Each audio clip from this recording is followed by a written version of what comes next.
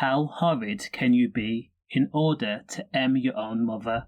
32-year-old Stephen Ball was absolutely inhumane. While in a drug-induced rampage, Stephen had targeted his own mom, someone that had raised him, someone that had proudly claimed "that's my son" whenever he did anything wrong.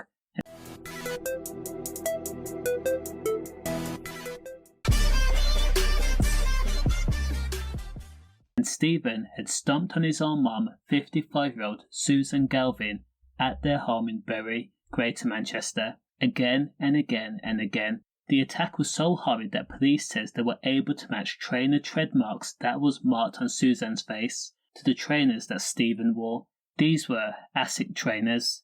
Suzanne was left black and blue on a mattress. In court, the jury listened to the prosecution set out the facts in the case. Shortly before 8 p.m. on September 16th of 2023, neighbours heard shouting coming out of the flat on Pear Avenue. Stephen Ball was said to have been screaming at his mum, saying to the words of the effect of thieving, bitch, you know the last letter, and mum let me in. The noise and aggression, coupled with the fact that Stephen was known to have a crazy temper, multiple calls were placed to 999. However, at the same time, Stephen had called his nan, who lived in Ireland, in order to cover what he had done up. Now, it's not known how Stephen managed to get back into the flat, or what set off the chain of events, but when police and emergency staff showed up, Suzanne was unresponsive and she wasn't breathing.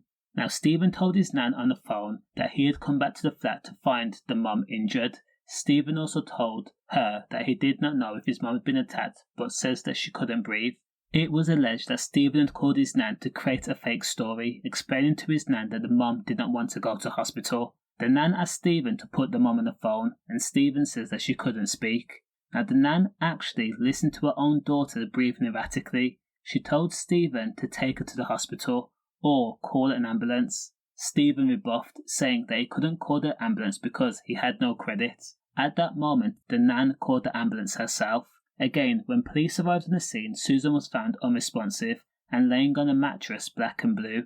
She was then blue lighted to Salford Royal Hospital, where sadly she was pronounced dead 2 days later. Remember, Suzanne was completely innocent in all of this. Of course, Stephen Ball was arrested, and he gave various accounts of how he found his mum injured. He didn't take responsibility for anything in the police interviews, but of course he was arrested and charged with and ultimately, in court, Stephen Ball was found guilty of the murder and jailed for life with a minimum term of 15 years. Does the crime match the sentence? Let me know. Stay safe.